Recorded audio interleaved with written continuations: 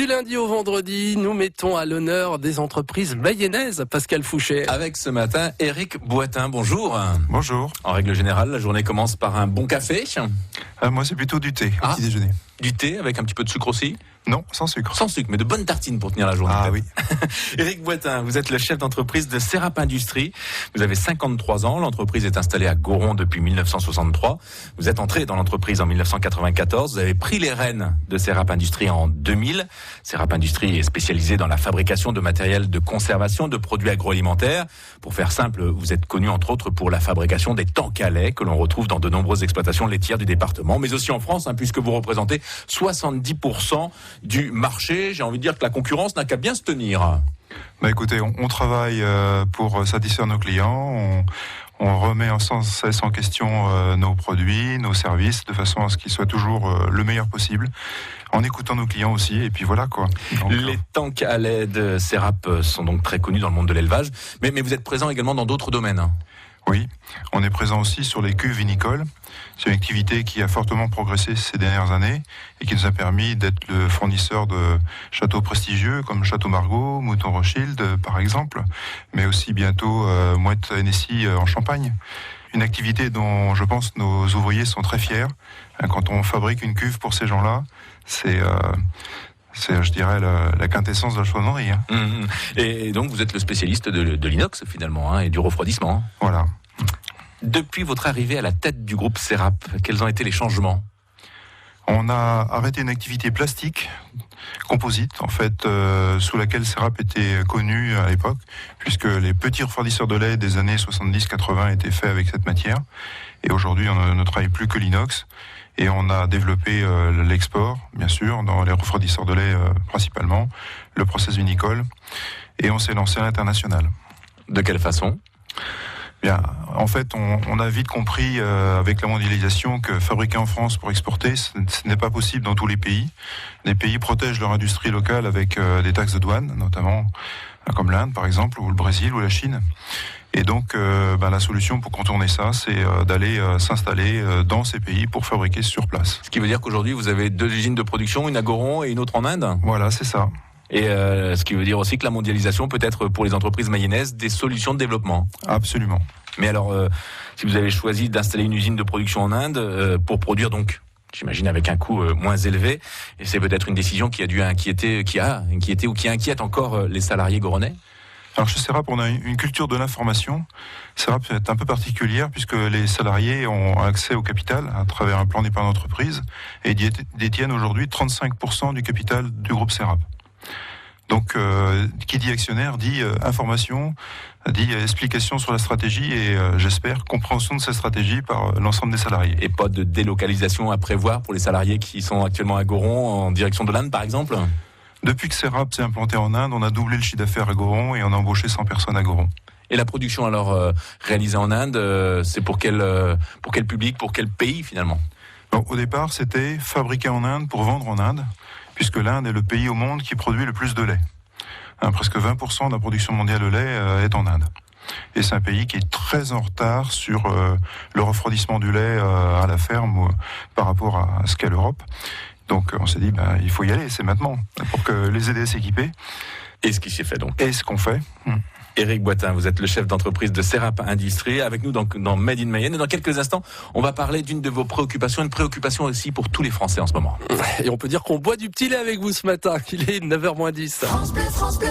Passez les fêtes avec les Chevaliers du Fiel sur France Bleu. Bonjour tout le monde et bienvenue. Le fou rire de la mi-journée, c'est le chevalier chaud des fêtes. Quel est le schéma tactique que vous pratiquerez pour la prochaine saison? On va revenir aux fondamentaux, des coups de boule, des coups de latte. À 13h, c'est le chevalier chaud avec les Chevaliers du Fiel sur France Bleu. France Bleu présente Paris, le nouvel album de Zaz. Déjà disque de platine. Hommage aux plus belles chansons sur Paris. Paris. Découvrez les duos inédits de Zaz avec Charles Aznavour et Thomas Dutronc. Et 3 titres big band réalisés par Quincy Jones. Zaz, Paris, un album France Bleu. Toutes les infos sur francebleu.fr. Suite de Made in Mayenne sur France Bleu Mayenne. Son entreprise fabrique des tanks à lait, mais aussi des cuves vinicoles pour les plus grands châteaux de France. Nous sommes ce matin avec Éric Boitin. Oui, Éric Boitin, donc le chef de l'entreprise de Serap Industrie. Alors si vous êtes aujourd'hui installé à Goron, avec également une usine en Inde, c'est ce que vous avez dit dans la première partie, c'est vraiment pour des raisons historiques, hein. Absolument.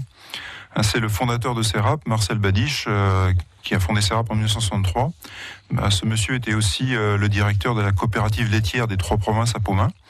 Et il a cherché un terrain pas trop loin de Pomain pour installer Serap. Et c'est tombé à Goron. C'est tombé à Goron, donc le hasard plus ou moins. Mais depuis, en tout cas, vous êtes resté à Goron. C'est vrai que vous auriez peut-être pu, même lorsque vous avez pris les rênes de l'entreprise, partir vers d'autres villes, d'autres départements.